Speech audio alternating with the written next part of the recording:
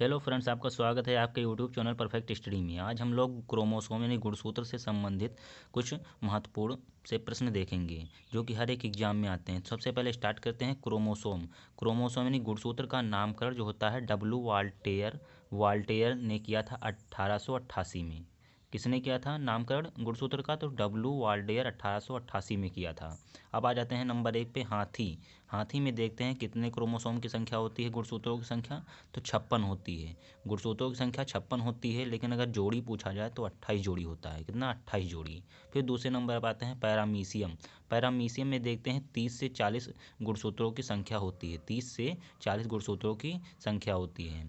Third number पर देखते हैं स्केरिस। स्केरिस में गुणसूत्रों की संख्या जो होती है वह 2 होती है। कितनी होती है? 2। फिर इसके बाद हम देखते हैं कबूतर। 4 नंबर में कबूतर में गुणसूत्रों की संख्या कितनी होती है? तो कबूतर में गुणसूत्रों की संख्या 80 होती है। फिर 5 नंबर पे देखते हैं घोड़ा। घोड़ा में गुणसूत्रों यानी क्रोमोसोम की संख्या जो होती है 64 होती है। कितनी? 64 होती है।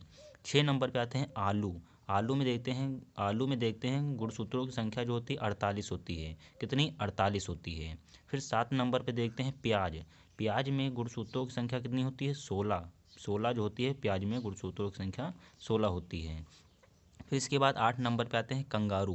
कंगारू में देखते हैं गुणसूत्रों की संख्या कितनी है? 16 है। यानी प्याज और कंगारू दोनों में गुणसूत्रों की संख्या क्या है? सेम है, समान है, 16 है। 9 नंबर पे आते हैं घरेलू मक्खी। घरेलू मक्खी में गुणसूत्रों की संख्या कितनी है? 12 है। इस प्रकार से फिर आगे यहाँ पे आते हैं 19 नंबर में। 19 नंबर में दिया है मच्छर। मच्छर में गुणसूत्रों की संख्या अगर पूछा जाए कितना हो जाएगा? 6, यानी 6 गुणसूत्रों की संख्या हो जाएगी। फिर 20 नंबर में आते हैं 20 नंबर पे देखते हैं भालू। तो भालू में गुणसूत्रों की संख्या कितनी हो जाएगी? 74 हो जाएगी। भालू में गुणसूत्रों की संख्या 74 हो जाएगी। फिर 21 नंबर में आते हैं कुत्ता। कुत्ते में कितनी गुणसूत्रों की संख्या होती है? 78 होती है। कितनी? 78 होती है। फिर 22 नंबर में आते हैं मेढक। मेढक में गुणसूत्रों की संख्या देख रहे हैं कितनी है? 26 है। 26 है। फिर 23 नंबर में आते हैं चूहा। चूहा में गुणसूत्रों की संख्या कितनी हो जाएगी? 40 हो जाएगी। 24 नंबर में देखेंगे बिल्ली। बिल्ली में गुणसूत्रों की संख्या कितनी हो जाएगी? 38 हो जाएगी। फिर शेर में गुणसूत्रों की संख्या कितनी है? 38 दी हुई है, तो कितनी हो जाएगा? 38 हो जाएगी। 26 नंबर में गाय। गाय में गुणसूत्रों की संख्या कितनी? 60 हो जाएगी।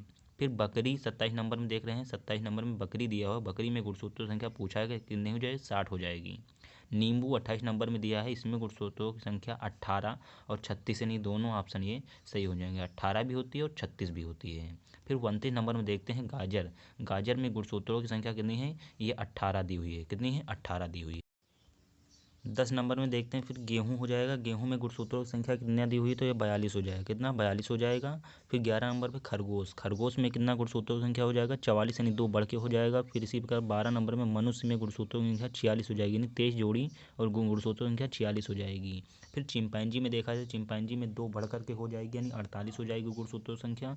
फिर तंबाकू में गुणसूत्रों की संख्या 48 हो जाएगी, यानी चिंपैंजी और तंबाकू दोनों बराबर हैं। फिर टमाटर यानी 15 नंबर पर टमाटर में गुणसूत्रों की संख्या कितनी हो जाएगी? 24 हो जाएगी। और चावल में गुणसूत्रों की संख्या 24 हो, यानी टमाटर और चावल दोनों ये सेम हैं। फिर कपास में गुणसूत्रों की संख्या कितनी हो जाएगी? 52 हो जाएगी। और मक्का में गुणसूत्रों की संख्या 20 हो जाएगी। फिर 29 नंबर पर आते हैं गाजर में गुणसूत्रों की संख्या कितनी? 18 हो जाएगी। 30 नंबर में मटर में गुणसूत्रों की संख्या 14 हो जाएगी, 14 हो जाएगी।